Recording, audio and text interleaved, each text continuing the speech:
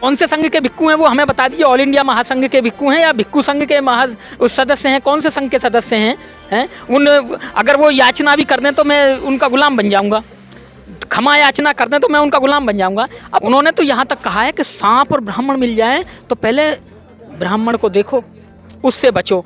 सांप के कांटे का इलाज है, ब्राह्मण के कांटे का इलाज नहीं है।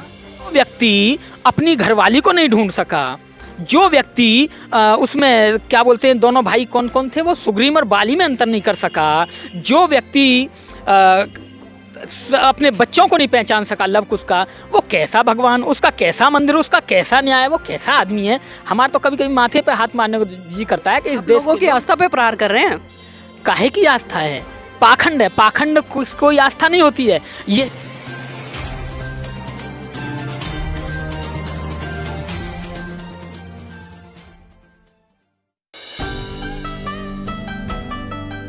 नमस्कार, आप देख रहे हैं एनबी न्यूज़ 24/7 नीलम बोध के साथ। साथियों, चारों तरफ राम मंदिर को लेकर चर्चा चल रही है। जी हाँ, और खासकर चर्चा जो चल रही है कि 22 जनवरी को जिस तरह से प्राण प्रतिष्ठा होगी, अब सवाल ये बनता है कि प्राण प्रतिष्ठा आखिर कैसे होगी। तो इसी कड़ी में मेरे साथ में बहुजन गायक शशि भूषण जी हैं, उन्हीं से जानने का प्रयास करूंगी और इस विषय पर चर्चा करूंगी। शशि भूषण जी, जिस तरह से पूरे देश में और खासकर जो राम भक्त है, एक चर्चा चल रही है कि 22 तारीख को प्राण प्रतिष्ठा, इस बात से कितना सहमत है?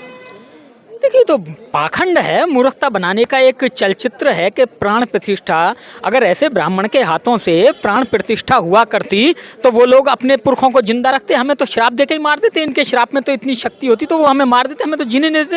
ये तो धन्य है बाबा साहब का कि इनकी ढोल की पोल खोल दी बाबा साहब ने। हे परम पूज्य बाबा साहब, आपने हमें बता दिया, वरना ये तो हमें ऐसे ही बहकाते रहते। लेकिन हम धन्यवाद करते हैं बाबा साहब का जो उन्होंने बचा दिया। कोई प्राण प्रतिष्ठा नहीं है, सब ढोंग है, ढकोसला है। आप पाखंडी कह रहे हैं, ढोंग है, ढकोसला है, लेकिन हम देख रहे हैं कि पूरे भारत देश से, जिस तरह से अभी गुजरात से भी 105 फीट लंबी जो है अगरबत्ती आ रही है, तमाम राम भक्त वहां पर जा रहे हैं, ट्रेनें मुफ्त कर दी गई हैं, और आप इसको पाखंड कह रहे हैं। देश का पैसा है, कहीं भी लगाते रहो। राजा उनका, मंत्री उनके, संतरी उनके, सारे सब कुछ उनके, कहीं भी लगा दो। 5 कुंटल की क्या 20 कुंटल की बना लो, यहाँ से वहाँ तक लाइन बिछवा दो आप वो लगा के अगरबत्तियों की। इससे कौन सा देश का भला हो रहा है? इससे कौन से किसी का भला हो रहा है? देश की जनता का, देश की जनता का पैसा है, उसमें लगना चाहिए। और जो नहीं लग रहा है, आज देश के हालात क्या हैं? एक आदमी को अमीर बना दिया, बाकी गरीब हैं। मुफ्त में राशन बांटे जा रहे हैं। मुफ्त में राशन इसलिए बांटा जा रहा है क्योंकि लोग भूखे हैं, नंगे हैं, आवाज़ ना उठाएं, हल्ला ना मचाएं, इसलिए भोजन देते रहो, भोजन देते रहो। उन्हें भोजन दिया जा रहा है, वो खा रहे हैं, बस बैठे हैं।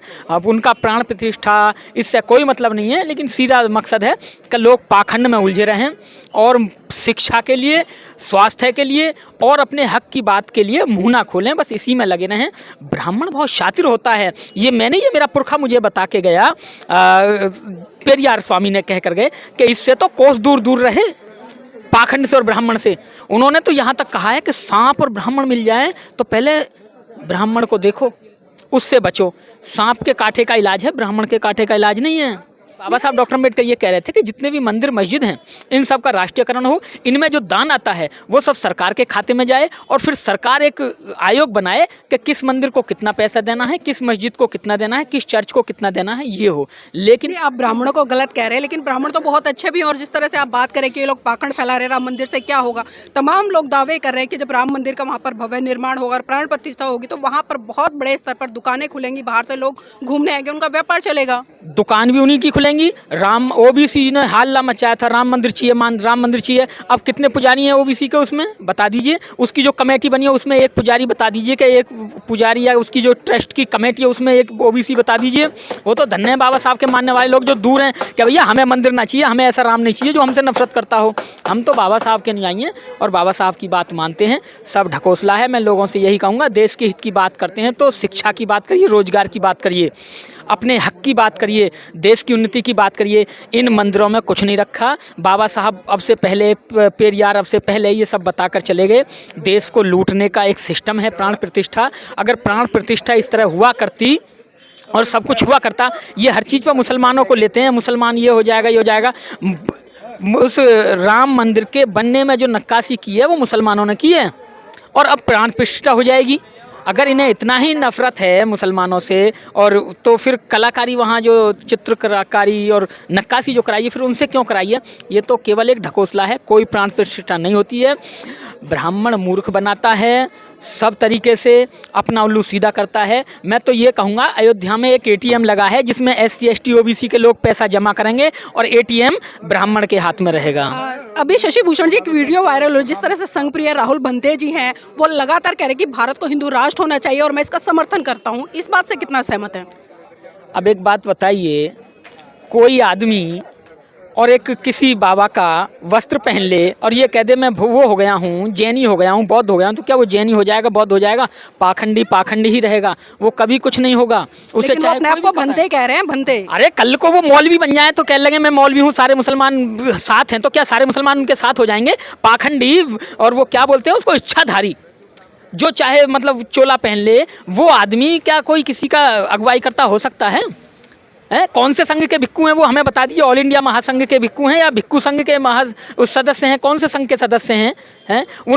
अगर वो याचना भी कर दें तो मैं उनका गुलाम बन जाऊंगा, क्षमा याचना कर दें तो मैं उनका गुलाम बन जाऊंगा। अब कल को उन्हें कहने लगे भी हमें मौलवियों का समर्थन चाहिए, तो कल को RSS तो किसी आदमी को पकड़ेगी, क्या हो सकता है उन्हीं भंते को पकड़ ले कि भाई अब ठीक है तुमने ये करके बोल दिया, अब आप दाढ़ी रख लो और ये मौलवी वाला टोपी पहन लो, अब मौलवी होकर बयान दो। फिर वो कह देंगे कि देखिए सारे मुसलमान और मैं इस्लामिक होते हुए, मैं मौलवी होते हुए और मैं हिंदू राष्ट्र चाहता हूँ, तो उनके कहने से थोड़ा ही हो रहा है। मतलब संघ प्रिया जी RSS और भाजपा के गुलाम है एक तरह से? नहीं, गुलाम नहीं, सक्रिय सदस्य हैं, वो उसके लिए कार्य करते हैं, उसी के द्वारा उन्हें फंडिंग होती है, वो चलते फिरते हैं, वो उन्हीं के द्वारा होती है। ये सभी जानते हैं, आप भी जानते हैं, मैं भी जानता हूँ। वो ये भी कह रहे हैं कि जो अम्बेडकरवादी है, खासकर आज के अम्बेडकरवादियों की बात करें कि जो हिंदुओं का विरोध करें वो नकली हैं। अम्बेडकरवादियों का नाम नहीं लेना। अम्बेडकरवाद का नाम आते ही 22 प्रतिज्ञा आती हैं और 22 प्रतिज्ञाओं में पहली प्रतिज्ञा जानते हैं, दूसरी जानते हैं, तीसरी जानते हैं? इनके होश उड़ जाएंगे, इनके बाप दादाओं के होश उड़ गए थे, तो अम्बेडकरवादियों का नाम मत लेना। अम्बेडकर जी तो लगातार ये बोल रहे हैं ना बनते जी की जो अम्बेडकर थे उन्होंने कभी हिंदू धर्म का विरोध नहीं किया, और जो आज के अम्बेडकरवादी है लगातार हिंदू धर्म पे टारगेट करते हैं, उनको गालियां देते हैं, उन्हें और कोई काम नहीं है। देखिए, गाली देना बुरी बात है, मैं ये भी कहता हूँ। एक सभ्य व्यक्ति गाली दे तो उसमें गालियों का दोष नहीं है, उस सभ्य व्यक्ति का दोष माना जाएगा। लेकिन बाबा साहब ने ये कहा था कि भाई मैं हिंदू धर्म छोड़ रहा हूँ, तो सारे इकट्ठे होके गए, कहने लगे जी बाबा साहब आपने ऐसा कर दिया, ऐसा तो खतरा हो जाएगा, ऐसा मत करो। बाबा साहब बोले ठीक है नहीं करता हूँ, लेकिन मेरी शर्त है। क्या शर्त बताओ?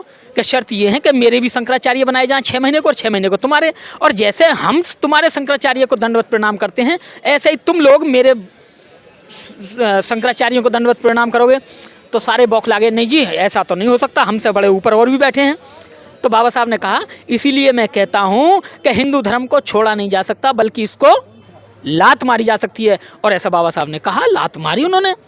तो बाबा साहब डॉक्टर अम्बेडकर जो लात मार रहे हैं वो विरोध कैसे नहीं कर रहे हैं? उनकी किताब पढ़िए ना आप, हिंदू धर्म की पहेली रिडल, हिंदू धर्म रिडल किताब पढ़ें, उनको पता चलेगा। अब पढ़ेंगे तो जब पढ़े लिखे होंगे। चोला पहन ले से, वस्त्र पहन लेने से कोई प्रतीकात्मक बन जाए, कोई मौलवी बन जाए, कोई जैनी बन जाए, कोई बौद्ध भिक्खु बन जाए, ऐसे बौद्ध भिक्खु नहीं बनते। हाँ, शशि भूषण जी, जिस तरह से उत्तर प्रदेश में बहन कुमारी मायावती की सरकार आई थी और उन्होंने अपने शासनकाल में जिस तरह तमाम बहुजन महान पुरुषों की मूर्तियाँ या हाथी की मूर्तियाँ या जिस तरह से तमाम यूनिवर्सिटी खुलाई, और तो उन्होंने 600 करोड़ रुपए खर्च किए थे। लेकिन अभी वर्तमान में जिस तरह से राम मंदिर बना तो इस पर 1800 करोड़ रुपए की लागत आ रही है, और आज भाजपा भी चुप है, RSS भी चुप है। लेकिन यही भाजपा, यही RSS उस समय चिल्ला रही थी कि पत्थरों पर पैसा खर्च कर दिया। तो आज जो पत्थर लग रहा है वो आखिर क्या है? देखिए, एक कहावत है, लेकिन ये कहावत इन्हीं पे लागू होती है, हम पे तो नहीं होती। इनका गु गु और हमारा गु छी छी। तो ये है कि हमने पैसा लगाया तो ये हो गया, ये हो गया। और जब इनका पैसा लग रहा है कि नहीं, ये देश के लिए लग रहा है। किसी भी मंदिर से मैं तो ये चाहता हूँ, बल्कि बाबा साहब डॉक्टर अम्बेडकर ये कह रहे थे कि जितने भी मंदिर मस्जिद हैं इन सब का राष्ट्रीयकरण हो, इनमें जो दान आता है वो सब सरकार के खाते में जाए, और फिर सरकार एक आयोग बनाए कि किस मंदिर को कितना पैसा देना है, किस मस्जिद को कितना देना है, किस चर्च को कितना देना है, ये हो। लेकिन ब्राह्मण कभी ये नहीं चाहता कि उसके ATM को कोई और उसमें चोरी करे, इसलिए वो इसका विरोध करते हुए ऐसा नहीं हो सका। और ये तो चाहते हैं कि बस हमारा ये लोग दान करते रहें, हमें आता रहे और हम खाते रहें। तो 22 तारीख को आप जा रहे हैं अयोध्या? कौन जा रहा है? इसने, ये किसने कहा कि 22 तारीख को? निमंत्रण नहीं है आपके पास? मुझे जो निमंत्रण देने आएगा मैं तो पहले उसे ही बिठा दूंगा। भाई मैं क्यों जाऊं बता? जो मुझे निमंत्रण देने आए मैं पहले उससे पूछूंगा मैं मंदिर में क्यों जाऊं, वहाँ क्यों बोल रहे हैं ना प्रभु श्री राम बुला रहे हैं। अरे होंगे प्रभु, मेरे लिए किस बात के प्रभु हैं? जो व्यक्ति अपनी घरवाली को नहीं ढूंढ सका, जो व्यक्ति उसमें क्या बोलते हैं, दोनों भाई कौन कौन थे, वो सुग्रीव और बाली में अंतर नहीं कर सका, जो व्यक्ति अपने बच्चों को नहीं पहचान सका लव कुश का, वो कैसा भगवान, उसका कैसा मंदिर, उसका कैसा न्याय, वो कैसा आदमी है। हमारा तो कभी कभी माथे पे हाथ मारने को जी करता है कि इस देश लोगों की आस्था पे प्रहार कर रहे हैं। काहे की आस्था है, पाखंड है, पाखंड कोई आस्था नहीं होती है। यही हाल हिंदुओं का है, यही मुसलमानों का है। मैं मुसलमानों का नाम भी ले रहा हूँ, वो भी कम नहीं है, वो भी उतने ही पाखंडी है जितने हिंदू, और जितने हिंदू पाखंडी है उतने ही मुसलमान पाखंडी है। दोनों पाखंडी हैं। हम तो अम्बेडकरवादी लोग हैं, हम तो तर्क और विज्ञान की कसौटी पे बात करते हैं। विज्ञान ने जो कह दिया सच है, सच है। अब विज्ञान ने कह दिया HO2 पानी है तो हम मानते हैं पानी है, और फिल्टर ने प्योरीफायर कर दिया तो हम कहते हैं ये शुद्ध पानी है। अब बाकी कोई जमजम कहे, चाहे कोई गंगाजल कहे, चाहे कोई कुछ भी कहे, चाहे कहाँ से निकलती है हमें नहीं पता, जो विज्ञान कहता है हम उसको मानते हैं, क्योंकि हम विज्ञान की दी हुई मोबाइल चलाते हैं, और मोबाइल में गूगल है, और गूगल पूरी दुनिया को अपनी मुट्ठी में अपने पास रखता है। आप कुछ भी पूछ सकते हैं उससे। बाकी मंदिर में जाके पूछ लेना कि मैं कब मरूंगा, पूछो उनसे कब जाके मरेंगे। ये तो लोगों को धोखा देने के लिए, लोगों को धर्म में उलझाए रखने के लिए इस तरीके के पाखंड चलाए जाते हैं, क्योंकि पाखंड नहीं होगा तो उनके घर में खाना नहीं बनेगा। लोगों के पाखंड से ही कुछ लोगों के घर की रोजी रोटी चलती है, ये आप ध्यान रखिए। जी।